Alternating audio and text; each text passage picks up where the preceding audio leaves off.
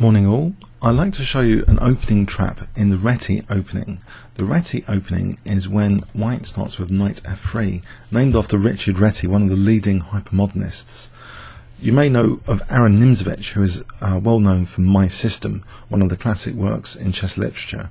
But Richard Reti was also a hypermodernist, and he influenced our understanding of central occupation and control.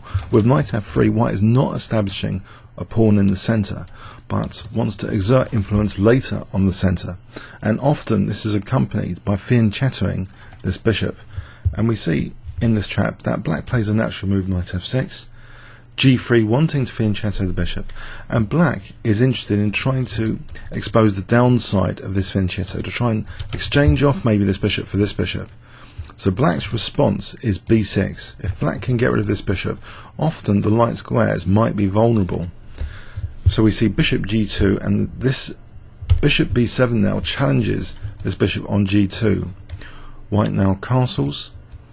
Black plays e6, logically developing this bishop, not wanting to waste time fianchettoing it. It takes a bit more time, but carrying on with development for a moment. Now d3, as though there's an interest in playing e4. And black is interested in discouraging e4. So black plays the seemingly logical move, d5. And it seems, the bishop, the knight and the pawn are all trying to discourage white from playing e4. So white now plays knight bd2, and black now, thinking that e4 is covered, just plays bishop e7. But here is where white plays now e4, and it looks as though on the surface this should be punishable with d takes e4, just trying to win a pawn. In fact, probably one of black's better moves is just to allow this e4, not trying to punish it, and maybe just to castle or c5. Now if black does take the pawn, white can take here, and now black should still just castle here, or maybe knight c6, and it's not going to be too bad. Now if black really wants to punish white, in principle black doesn't want to take with the bishop, but for sake of the argument here to show, if bishop takes e4, white can play knight takes e4, and there's no time for queen takes queen because of knight takes f6, check. So knight takes e4, and here white's most crushing move is not to exchange off queens, but actually to expose the knight and this rook with knight d4. So knight d4 is a very, very powerful move here, because if f5 to try and protect that knight, knight takes e6 is really good for white. This is a very big advantage, this position here. In fact, it's very uncomfortable. If knight a6, we can just win this pawn and then win this pawn. So black is forced to play something like king f7 to defend g7, losing yet another pawn. So that's a total disaster basically, with bishop takes e4, just to rule that out, for a way of winning that pawn. The most natural way of winning the pawn now will be explored, which is taking the pawn with the knight. Knight takes e4, the trap is set here. White has a really crushing move in this position. I wonder if you can guess it if I give you 10 seconds starting from now.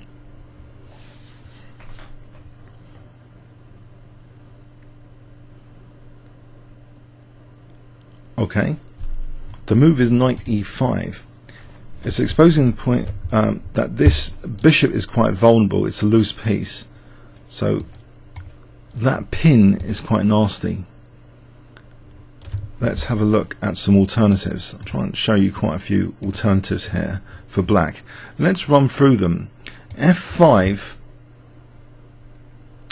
Now, I think the absolute strongest move, although queen h5 check is looking very impressive, maybe taking is even stronger here, and then queen h5 check.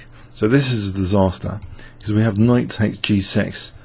This is just winning material, like this. So that f5 is with big downside. The knight on e5 is covering these squares for this check, so that's really not on to play f5.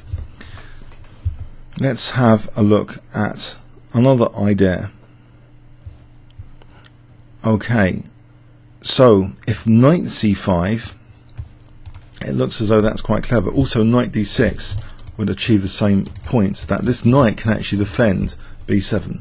But white can take on b7, knight takes b7, and in this position, can you see the crushing move?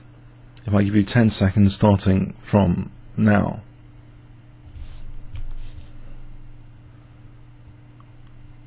Okay, queen f3, it's double attacking f7 and b7, so this knight again is playing a role on f7. And if knight d6, we can just take the rook quite safely, and the queen's not getting trapped. If f6, we could just take here, and again we're taking the rook, so that's like winning material. So after queen f3, that's just like winning a piece. So that's no good either. So knight d6, the same thing, that we just, white simply just takes, and then queen f3. So what else is there after knight e5? We're running out of ideas now. Bishop f6, we just play knight takes e4. This is a clever bit here now. We play knight takes e4. This is the move which is a crushing move. And now, if bishop takes e5, can you see what white plays in this position? If I give you 10 seconds starting from now.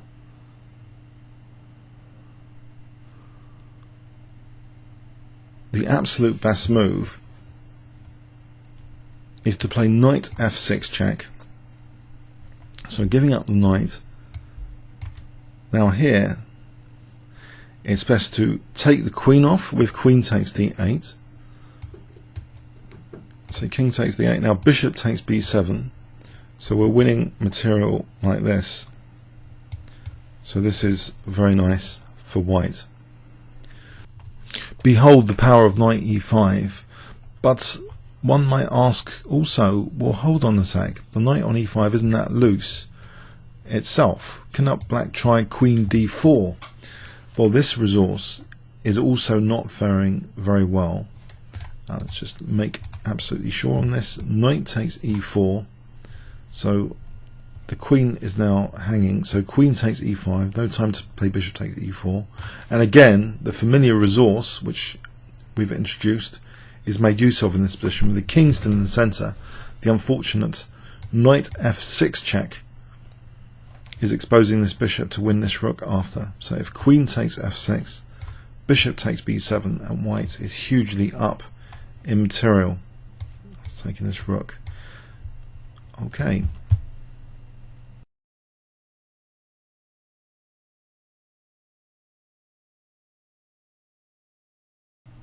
For those interested, here is the game of Amit Ghasi against Meszaros. So from the start, so knight f3, knight f6. As we've said, the exact sequence actually. So d3, d5, knight bd2, bishop e7, e4, and black did take, knight takes e4, and now this powerful knight e5. Black in the game played knight d6, so we see bishop takes b7, knight takes b7, and this key move queen f3. Black tried actually queen d5, very interesting try, but still not very good for black. Queen takes f7 check, king d8, so losing 2 pawns here straight off the bat. Rook f8, and now he kicks the queen with c4. The queen goes to a5, and this again gives white an opportunity to gain an important tempo. Knight b3, queen a4, knight d4, now threatening knight takes e6 check. Black tries to defend with knight c5, but now a very elegant reply is played in the game. Can you spot what white played in this position? If I give you 10 seconds starting from now.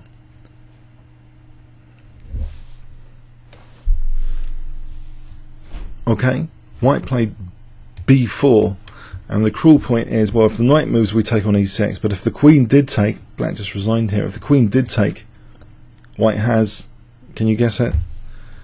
Any check really to fork the king and queen. So this is just winning the queen. Okay, so a crushing win from this Reti trap. Basically, it looks quite logical for black to try and suppress e4, but it doesn't seem to be possible because of knight e5. Comments or questions on YouTube? Thanks very much.